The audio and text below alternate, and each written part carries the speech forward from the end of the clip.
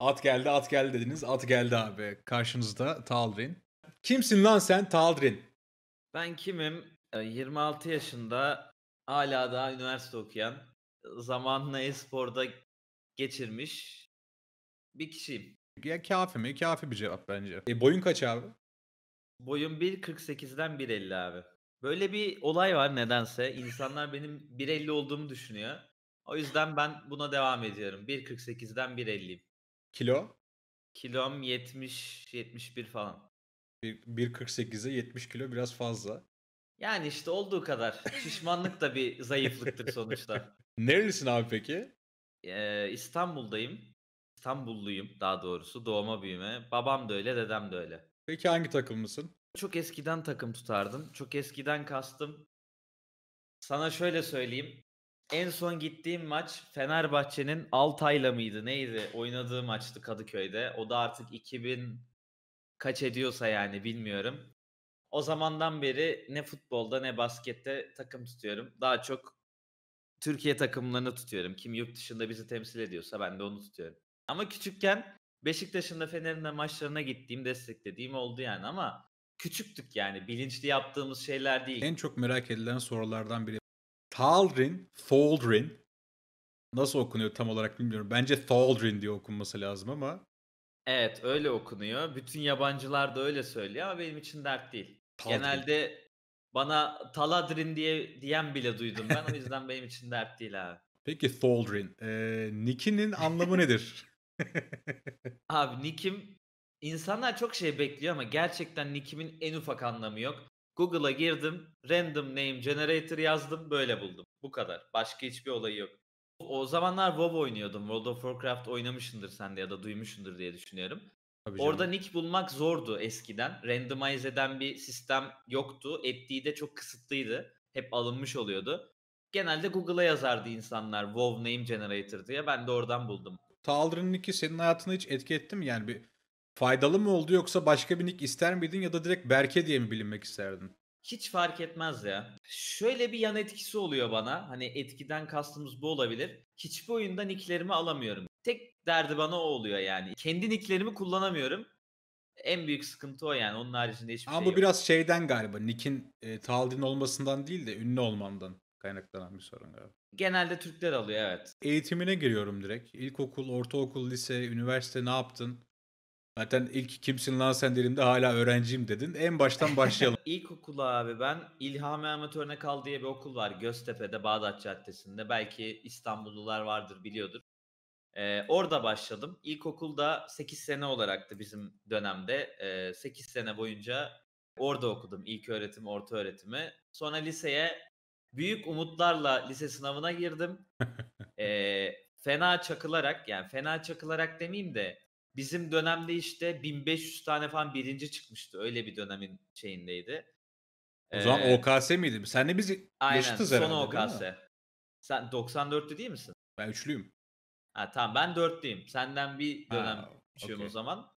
Ben son OKS'ye girdim işte. Bu OKS anneleri dizisinin çıktığı zamanlar. Aynen. Oradan bir 1500 tane falan birinci oldu. Ben 400 küsür bir puan yaptım. Ama normalde yetmesi gereken okula tabii ki yetmedi. Sıralama olarak düşükteydim. Yani beklediğime kıyasla düşükteydim. Ben hep Kadıköy Anadolu Lisesi'ne gitmek istiyordum. Ona gidemedim. Onun yerine yaklaşık 2 sokak aşağısında Moda'da olan İstanbul Kadıköy Lisesi var. Orası da Yeni Anadolu olmuştu. Oraya Aha. gittim. Okulda en yüksek başarıyı yapan kişi bendim. Üniversite sınavında en yüksek başarıyı ben yaptım ki benim yaptığım başarı da 20.000'e yakın bir şeydi. Hani okuldaki en yüksek başarının bu olması okulun gerçekten rezalet olduğunu bir tık gösteriyor gibi geldi bana. Ama şey açısından iyiydi yani, arkadaşlıktır, vakit geçirmedir. Bayağı keyifli bir dönemdi. Üniversite peki? Ne oldu üniversitede? Bir şeyler oldu.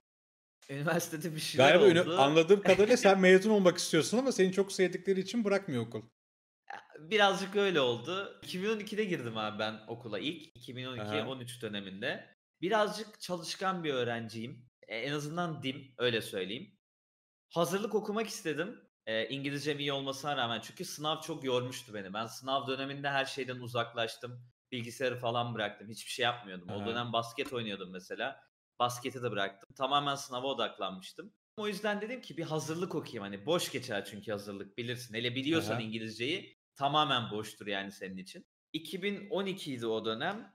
14 gibi 14-15 gibi ben okuldan uzaklaşmaya başladım. Bu e-spor olayları falan büyüdüğünde ben Hı hı. 13'te başladım e-spora kafayı soktum. Yani üniversiteye girdim, e-spora doğru yöneldim sonra. Başladığında Gibi LoL'cu olarak mı başlamak istiyordun? Kafanda bir şey var mıydı? E-sporcu olacağım, şunu yapayım falan diye. seçim şeyim olsa WoW kesinlikle WoW oyuncusu olurdum bu arada. WoW'a bayılıyorum. Yani 2007'den beri falan oynuyorum. 13 sene olmuş. Hani öyle bakınca bir tercih seçecek olsam WoW'u seçerdim ama WoW'da öyle bir kariyer tam anlamıyla yok. Ondan sonra da ben Dota oynadım. Uzun süre bir 3-4 sene falan Dota oynadım.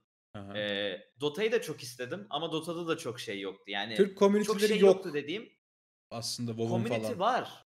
WoW'un evet. WoW'un WoW'un yok. TR'de Dota'nın o komünitesi yoka zamanlar yakın. var. Dota'nın şu an pek Aynen. yok. Dota'nınki de bitti. Doğru söylüyorsun. Çünkü sahip çıkılmadı yani. O zamanlarda bir internet kafede turnuva oluyordu. En baba ödül mouse oluyordu yani. Onun için Aynen. kasmaya değmezdi benim için. LoL'ün ülkeye giriş yapmasıyla yani ofis açmasıyla falan hele bir turnuva oldu ilk defa 2012'de. Ben dedim ki tamam ben bu oyuna yöneleyim. Öyle başladım aslında LoL'e. İşte 2015 döneminde falan artık LoL böyle daha da büyüdü. Lig falan oluşturuldu. Bla bla ödüller arttı derken ben de okulu yani okul şu elimse eğer yukarıdaki olansa şöyle şöyle dengeler değişmeye başladı Hı hı. bende. Okula verdiğim ağırlığı azalttım. Oyuna verdiğim ağırlığı yükselttim. 2015 senesine girmeden 3. sınıf 2. dönemdim. 2014'ün sonuna doğru falan. Ben yaklaşık 4 dönemde 6 dönemlik şeyi bitirdim. Yaz okulda dahil olmak üzere. Hı hı. Böyle bir çalışma grubumuz vardı bizim. İnek grubu olarak diyeyim ben sana. Patır kütür derslerden geçiyorduk. Amma ve lakin ben oyuna odaklanınca onlardan koptum. Onlar bir dönem sonra mezun oldu. Benim bütün arkadaş kitlem zınk diye okuldan ayrıldı. Ben onlara el salladım. Sonra ben oyuna döndüm. 4 sene boyunca aslında bir dönem zor okudum aşağı yukarı. Ama ilk dönem okula gidiyordum genel anlamda hep. Hem okula gidip hem oyun oynuyordum. İkinci dönemde okulu dondurup tamamen oyun oynuyordum. Bu şekilde ilerledi O kariyerim. zamanlar takım var mıydı? Turquoise miydi? 2013'te Tur Quality'deydim ben. 14'te Wildfire'a geçtim galiba. On, özür diliyorum. 2014'te de TT'deydim. 15'te Wildfire'a geçtim. Hı Özür hı. diliyorum. 2014'te Hayır. Wildfire'a geçmişsin. Evet, 15'te 14'te Aces High geçtim. var. Aynen. Sonra Beşiktaş oldu hatta o. Sonra Sonra Sup, Sup, sonra Fener. Fener. Sonra bir daha Sup'ta koçluk var burada. Bir aylık bir Ya koçluğun ona var diyor.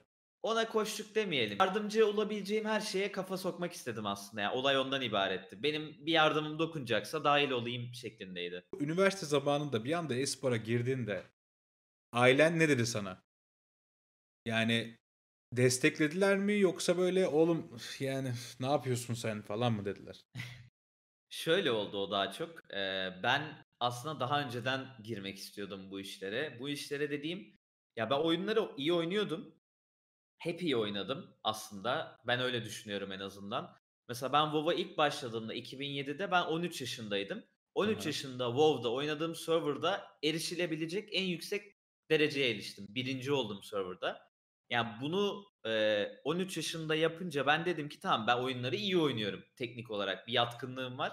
O yüzden oynadığım oyunlara yönelmek istedim. Mesela Dota'ya da o yüzden çok kabarmıştım ben. Hani bu tarz şeyler benim için şey gözüyleydi, bakmamı sağlıyordu. Hani ben tamam oyunları iyi oynuyorum ama ben buradan para kazanamam. Yani gidip de mouse mu kazanacağım? Niye ben Evet. bunu şey yapayım yani hani daha yüklenmemi gerektirecek bir şey yoktu.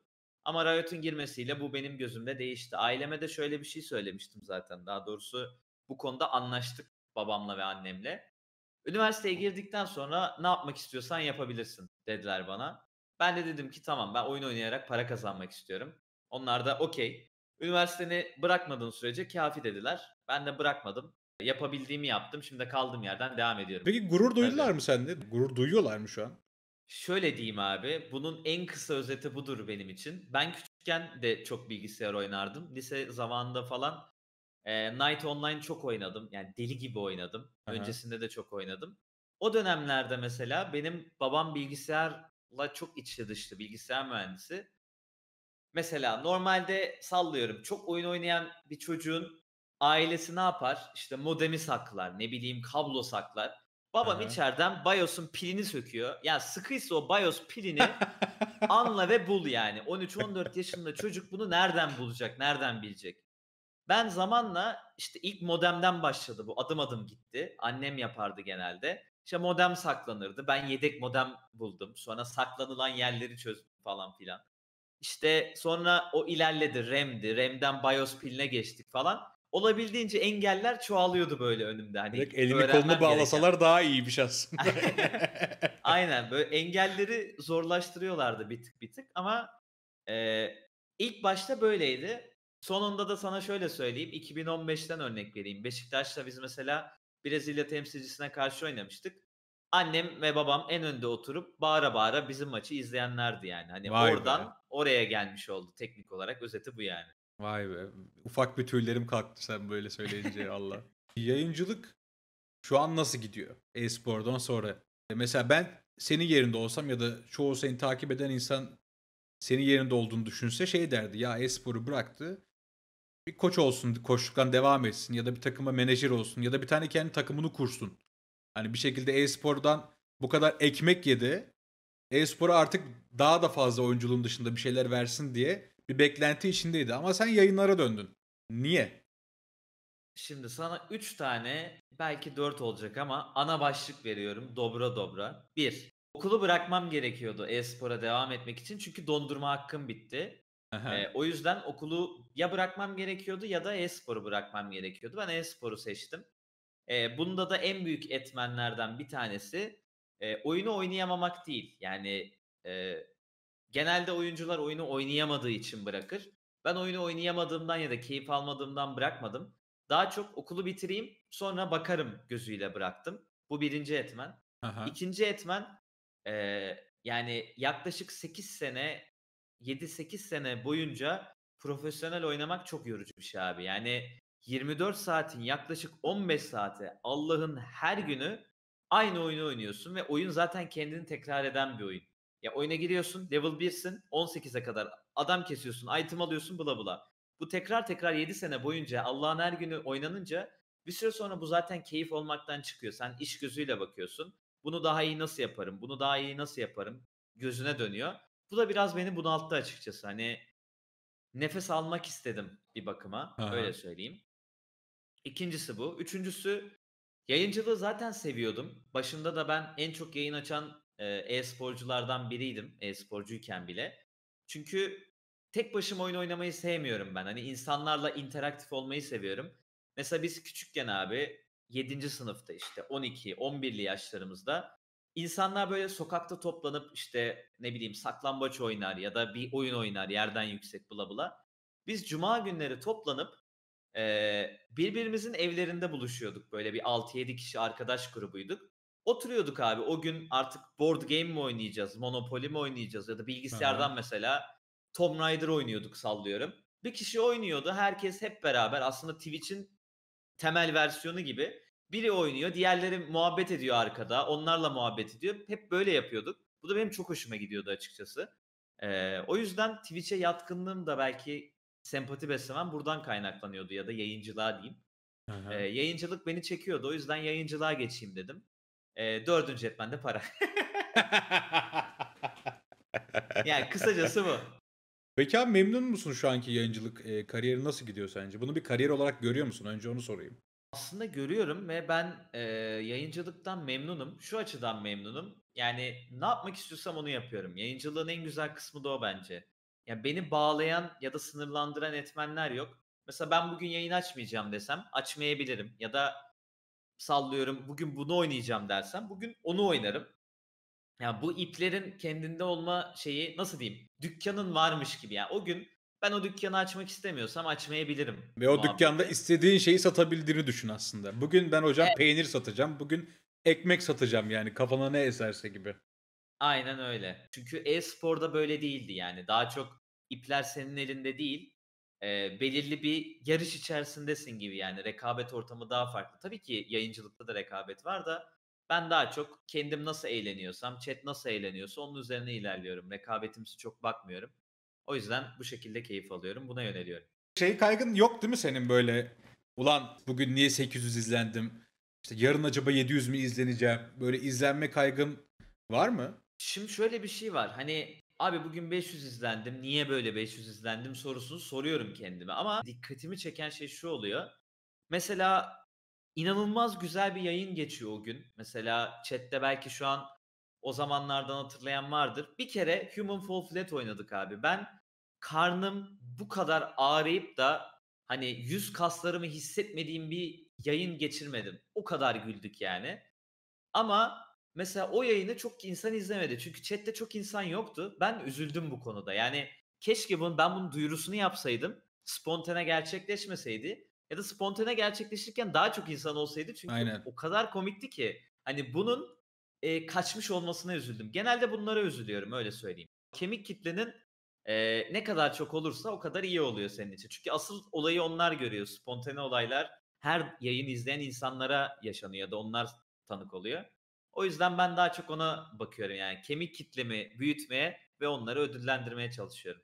Bir de şimdi mesela hani insanlar da beni e-spordan, LoL'den tanıyor. Ya sene oldu 2020. Belki ben 5-6 senedir yayın açıyorum. Hâlâ daha chat'te "Abi ona o eşya kasılmaz. Abi bunu niye yapıyorsun? Böyle yapılmaz." Hani gerçekten ekmeğe sürülecek aklı ya da fikri olmayan insanların, gelip bu şekilde akıl vermesi beni artık irite ediyor. Eskiden etmiyordu, ignore'luyordum. Artık açık açık, halk önünde şey yapasım geliyor. Yani mesela bunu daha çok Caho yapıyor galiba. Birkaç yayıncı Ben yapıyor. söyleyeyim senin yerine. İtin götüne sokasın geliyor galiba. Aynen öyle abi. Public shaming yapasım geliyor. Yap abi, bence sonuna kadar hakkındır yani. Eskiden öyle düşünmüyordum. Daha doğrusu hak açısından değil de İnsanları yapmaya gerek yok değiştirebileceğini diyordum. düşünüyordun galiba. Biraz daha naif. Aynen, aynen. Anladım NATO mermer, NATO kafa olduğunu. O Aynen. yüzden sen malsan, abi sen malsın denmeyi hak ediyorsundur gibi bir şey oluyor. En sevmediğin huyun nedir Taldir'in? Bir bakıma sevdiğim ama bir bakıma sevmediğim diyeyim. Bende bir tık değil. Bende, mükemmelliyetçilik var. Bir işi yapıyorsam en iyisini yapmayı kafaya koyuyorum. Bu da beni çok yaralıyor birçok konuda. Yani bir şey iyi olmadığı sürece ben rahat etmiyorum ve kafam hep ona takılıyor. O şey üzerine odaklanıyorum ya da o işe hiç başlamıyorum. Ya bir şeyi çok iyi yapacağım ya da yapmayacağım kafası var biraz bende.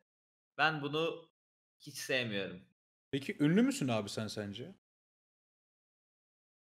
Yani ortalama diyeyim yani. Zannetmiyorum. Kendimi ünlü biri olarak görmüyorum. Peki bu ortalama ünlülük senin hiç özel ilişkilerini ailenle, kız arkadaşınla, yakın arkadaşlarınla falan hiç değiştirdi mi? Onlara zaman ayıramadığın oldu mu? Pişmanlığın var mı yani bu konularda? Bu piyasanın içinde olmak hiç bu özel ikili ilişkilerini, aile ilişkilerini etkiledi mi? Etkiledi abi. Zaten o mükemmelliyetçilikten konuyu açmamın sebeplerinden biri de bu. Yani mesela ben günde 24 saatin ben yaklaşık 14-15 saatini gerçekten hani ciddi anlamda LoL'de geçiriyordum. Daha farklı şeyler çok yapabilirdim. Arkadaşlarımla, ailemle ya da işte kız arkadaşımla vakit geçirebilirdim. Ama onu yapmamayı tercih ediyordum. Çünkü işte onun getirdiği şeylerden bir tanesi de pişmanlık oluyor. Yani ben mesela o sezon şampiyon olamazsam ve kendi kendime geriye bakıp döndüğümde "Ah, keşke burada daha çok çalışsaydım." diyebiliyorsam bu beni pişman ediyor. Bunu dememek için daha çok yapıyorum. Yani, hani, neyim varsa veriyorum ama sonra da diyorum ki "Ya, keşke vermeseydim." Aslında iki tarafı da pişmanlığa varıyor bir bakıma. Beni en çok rahatsız eden konu bu oluyor. Dert değil ama ya bence bu. Sonuçta şu an olduğun yere getirdi seni ve şu an olduğun yerden Ya, memnunsun diye tabii. düşünüyorum. Tabii canım. Yani keşke dediğim durumlar var ama hani şu anki şeyimden de memnunum. Halimden, vaktimden her türlü memnunum. Çünkü sonuçta bu yanlış karar vermem de tabii ki bunlara yol açtı yani. Hani her şey doğru ya da şey değildi de yanlışlar da sonuçta bizi pişiriyor. O yüzden kâfi yani. Ergen halin seni görseydi şu an ne derdi sana? Atıyorum bu 13 yaşında WoW'la tanışan halin. Görseydi der miydi? Ulan LoL'cu mu oldun sen? Benim ergen hâlim şunu derdi. Bu hikâyeyi şimdi yine anlatacağım. Herkes Ziya, işte, şu bu diyecek ama ben küçükken, işte 12-13 yaşlarımda falan bu WoW'da, iyi olduğumu fark ettiğimde şunu düşündüm abi. Benim bir tane abim vardı, kuzenim. Kendisi, bilgisayar mühendisiydi. Bilgisayar oyunlarını sevdiği için mühendis olmuştu ama mühendislikle oyunların bir alakası yok. Yani pişmandı bu kararından. Ben de Aha. o zamanlar şöyle bir düşünceye kapılmıştım. Ya ben bilgisayar oyunu seviyorum. Acaba bilgisayar oyunu oynayarak para kazanabilecek miyim? Kendimde böyle bir soru işareti vardı. Çünkü o zamanlar bunun örneği hiç yoktu. Yani kimse oyun oynayıp para kazanamıyordu, kazanmıyordu. Ergen hâlimi Şimdi ergen hâlimi ben mi görüyorum, o mu beni görüyor? Hangisi? O seni görüyor abi. Tam böyle kapıyı açıyor şu an mesela, içeri girdi, sana bakıyor. Ulan. Şöyle derdi yüksek ihtimalle, gerçekten kazanılıyormuş. İyi ki bunun üzerine odaklanmışım derdi yüksek ihtimalle. Mutlu olurdu yani ha, senin şu anki halini Evet. görünce. Çünkü bu benim küçüklükten beri istediğim bir şeydi yani. Oyun oynamayı sevdiğim için. Peki şöyle bir sorum var sana. Guilty pleasure sorusu. Evet, dinliyorum. Yapmaktan, guilty pleasure'ın ne olduğunu bilmeyen arkadaşlar varsa, yapmaktan keyif aldığın ama bunu, kendine kabul etmekte ya da çevrendekilere söylemekten utandığın bir şey var mı? Abi benim guilty pleasure'ım K-pop desem şu anda chat ters takla atar ama öyle bir şey değil. O Ah. yüzden şöyle söyleyeyim. Ben ben Eee dünyanın en hızlı facepalm'ını yaptım. Yok, alakası bile yok. Şey derdim, ben abi Cici Bebe'ye bayılıyorum, tamam mı? Yediğim en iyi şeylerden bir tanesi bence. Hâlâ öyle düşünüyorum. Benim guilty pleasure'ım Cici Bebe ama hani bunu sakladığım ya da sakındığım bir şey değil. Çok seviyorum. Nasıl peki? Eee, Sütle mi, yoksa böyle kıt kıt kıt küçük bir tavşan gibi onu mu yiyordun? Abi bazen batırıyorsun, bazen süte eziyorsun. Hani o gün nasıl isterse canım. Öyle yani, hani o da benim keyfimdi yani, anlatabiliyor muyum? Hatırlamıyorum şu anda. Nasıl çektiyse o gün can, o şekilde yiyordum yani. Sana gelen birkaç yorumu okuyayım sana. Okay, kâfi. Abi şöyle bir yorum gelmiş sana, Ekşi'de baktım. Sempatiklik ve karakter dışında bir numarası kalmamış oyuncu. Kendi liginde bile en iyi 4 top laner'dan biri değil. Tarih olarak ne zaman gözüküyor mu? Bir dakika bakayım onun tarihini. Benim cevabım buna şu olurdu: Türkiye'de herhâlde en çok başarı yakalamış isim ya da isimlerden biriyimdir. Hı hı. Benden çok belki bir Koray vardır. Asım'ın da çoktur yanlış bilmiyorsam. 2017 yılında söylenmiş abi sana bu. Bölüyorum, kusura bakma. 2010 yılında, 17 yılında sen Fenerbahçe forması giyiyorsun.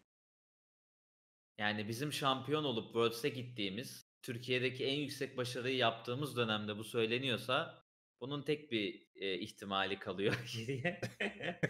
Yani özetliyorum bu konuyu. Benim başıma bu çok geldi çünkü ama normal. Yani insanların seveni kadar hater'ı da oluyor. Hatta hater'lar daha da büyük. Yani daha da ivmeli bir şekilde yükseliyor, öyle Hı söyleyeyim. hı. Nick'i bu arada Ben ilk Bad defa Boy for Life yazan arkadaşın Nick'i. Tabii bad boy olduğu belli zaten. Evet. Ben ilk defa top lane oynamaya başladığımda 2013 zamanlarında, o zamanlar top lane'in kralı Asım'dı, Fabulous'tu. Önüne geleni tokatlıyordu. O zamanlar Elis metaydı, top lane'de oynanırdı. Yorick falan metaydı. Ben Yorick almıştım Elis'in karşısına. Asım beni bir güzel dövüyordu böyle. 0.8 oynuyordum, 0.3 oynuyordum, 0.10 oynadığım falan olmuştur herhalde o dönem. Ya oyuna yeni başladım. LoL'ü ilk defa Hı oynadığım hı. dönemler. Sonra, ben yavaş yavaş tabii tokat yiye yiye atmayı öğreniyorsun. Ben Asım'ı dövmeye başladım. O zamanlar ilk dönemlerde benim Facebook sayfama, Facebook o zaman aktif kullanılıyordu. İşte tehdit mesajları, böyle garip garip mesajlar geliyordu. Bir gün Nasıl yani bir tehdit? açtım. Şimdi açıklayacağım abi. Bir gün bir açtım Facebook sayfamı. Kendi Facebook profilime atmış, mesaj atmış, duvara atmış yani. Hı hı. Sonra mesaj atmış, sayfama duvara atmış, sayfama mesaj atmış. Baktım o zaman Twitter kullanıyordum. Twitter'ıma atmış ki Twitter'ı ben official yani duyurarak da kullanmıyordum. Kendi, yani Berke olarak kayıtlı bir Twitter'ımdı benim. Oraya atmış. Bir baktım, sen hangi dünün bokusunda Asım'ı yeniyorsun, senin ananı avradını, yedi sopunu. Bir baktım adam benim bütün değerlerime, kitaba, imana, her şeye sövmüş, saydırmış. 2 sayfa yazı yazmış. Altına da bir daha Asım'ı yenersen seni bilmem kaç yerinden bıçaklarım, şurada asarım. Bildiğin bu arada hani bu suç duyurusunda bulunsam bu insan hapse girer yani. Gerçekten çok ağır şeyler yazıyor. Ki ben hayatımda belki o döneme kadar Asım beni 10 kere yenmiş. Bir kere ben yenmişim diye bunları aldım bak. Daha ilk Peki defa bunları Asım yendiğim bir yazmış Asım. olabilir mi? Olabilir belki de. Hiç onu düşünmedim. Bak Bad onu Boy for düşünmedim. Life diye hesap açıp Böyle şeyler çok gördüm yani. Ben çok fazla tehdittir, hakarettir mesajları çok alıyorum. Hater'lara alışığım yani. Hater'lar zaten mantıklı eleştiriler seni pişiren şeyler oluyor. O yüzden kâfi abi. Tam bir yıl sonrasında yine Fenerbahçe'den oynarken sen bırakmadan önce bir şey yazılmış. Türkiye'nin en karakterli üst koridorudur ama en iyi üst koridoru değildir. Bir Fenerbahçe taraftarı olarak Türkiye'nin en iyi üst koridor oyuncusu için bakınız Fab Fabulous. Bu da Mesela. Asım'ın ikinci Bu da hesabı. Asım. 2018'de ben oynamak çok istememiştim bu arada o sezonu. Öncesinde bırakmak istiyordum da beni Tahir abi ikna etmişti. Frozen ikna etmişti. Frozen olmasa ben yüksek ihtimalle bırakmıştım 2018'de, onu da söyleyeyim. Biraz da Instagram'dan sana gelen soruları okuyayım. Türkiye'de profesyonel oyunculuğun altın çağı ne zamandı sence demiş. E-sporun altın çağı bence benim için 2017 idi ama bence altın çağı şu sıralar. Yani 2019-20, her eklenen sene bence çok daha iyi oluyor ve daha da ileriye gidiyor. Bunu Beni deme sebebim de şu: hem rekabet artıyor, hem Aha. bütçeler artıyor, hem iş olanağı olarak bakma oranın artıyor. Takipçi sorularından devam ediyorum. Yeniden Fenerbahçe'den teklif gelse e-spora geri döner mi? Hayır demem. Hiç Bu gerçek kadar hayatta da. ata binip birilerini kovalamak istemiş mi? Hayır. Hayır, istemedim. Bu soruyu cevabını yalan söylediğini düşünüyorum. Bence istedin. Vallahi Ee, istemedim. peki şöyle bir soru var. E-sporda pişman olduğu bir şey olduğunu söylemişti. O da bir yıl daha oynamasıydı. Peki ikinci Evet. bir pişmanlığı var mı ufak da olsa?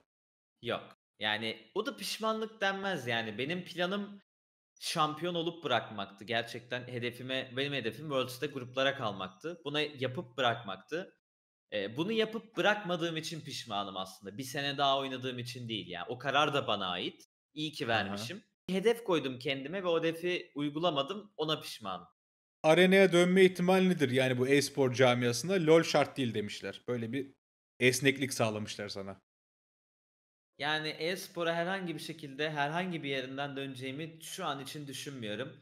Ama dediğim gibi dönersem de sevdiğim ya da saygı duyduğum diyeyim, organizasyonlara ya da kişilere yardım etmek amacıyla dönerim. İnsanlar ne zaman ona kaptan demeye başladı ve kaptan lakabını kendine yakıştırıyor mu?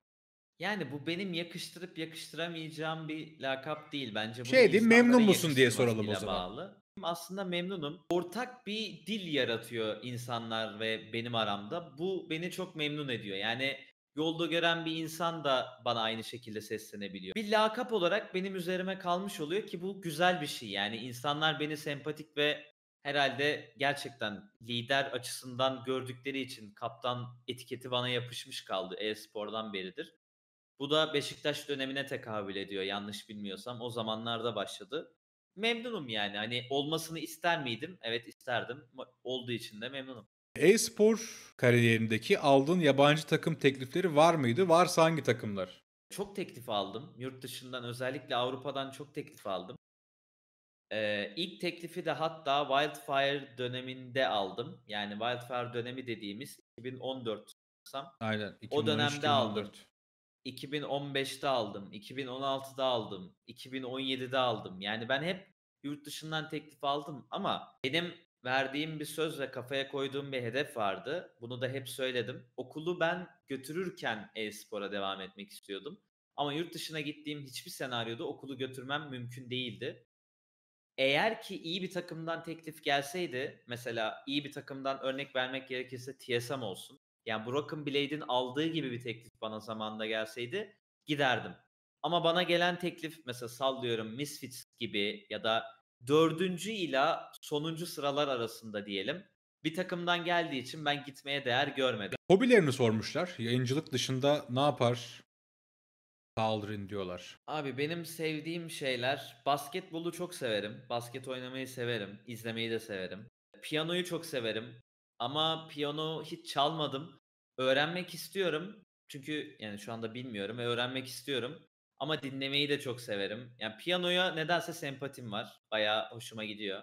Tiyatroya bayılırım. Tiyatro benim için en iyi şeylerden bir tanesi. Bayağı seviyorum. Herhalde ben canlı interaksiyonu seviyorum. Mesela sinema filmlerini de çok sevmiyorum Kişiye sanırsam. özel ya onlar, hani böyle Evet. Hani izlediğin bir tiyatro oyununun aynısını bir daha izleyemiyorsun ya. O beni çok mesela cezbediyor. O gün olan sahnede olan her şey sana özel çünkü. Kim geldiyse ona Aynen. özel. Kariyerindeki en önemli maçı sormuşlar abi. En önemli maç benim için Worlds'e çıkarken F1 mıydı? Öyle bir takıma karşı oynadık biz. Brezilya temsilcisiydi. En önemli maç oydu. Çünkü bizim gruplara kalıp kalamayacağımızı belli... Team One, pardon doğru. F1 değil. Team One'a karşı oynadık. O maç benim için en önemli maçtı. E-spor zamanlarındaki ligdeki en iyi Türk top laner olduğunu düşünüyor muydu? Benim şöyle bir mentalitem Asım vardı. geliyormuş, beni öldürüyormuş burada, düşünsene. Sen bir bak mesajlarda tehdit falan var mı? Şöyle diyeyim, ben bir keresinde iyi olduğumu düşündüm. Wildfire döneminde falan. İyi olduğumu düşündüm ama yeterince iyi bir başarı elde edemiyordum. Yani iyiydim ama birinci olamıyordum Türkiye'de. Bu da beni yeterince iyi olmadığımı düşündürttüren bir şeydi. Aha. Ama iyi olduğumda da rehavete kapıldığımı gördüm. Yani iyi olduğumu düşündüğümde çalışma düzenimi sarkıttığımı, azalttığımı gördüm. O yüzden, kendime en iyi olduğumu onaylatmamaya kanaat getirdim. Yani ben en iyi olsam bile benim daha çalışmam gereken şeyler var deyip sadece TR için değil, mesela TR'de en iyiysem de bakıyordum yurt dışında şu adam çok iyi. Ben bu adamın maçını izleyeyim. Ne yapıyor, ne ediyor? Yani bunlara odaklandım hep. O yüzden hani bir kere yaptım bu hatayı. Buna hata diyorum. Çünkü kendimi zayıflattığımı gördüm onu yaptığımda. Bir daha da yapmamaya gayret ettim. Cezalı sorular abi. Are you Hadi ready? bakalım. Abi birlikte oynamaktan hiç hoşlanmadığın kim vardı oyuncu?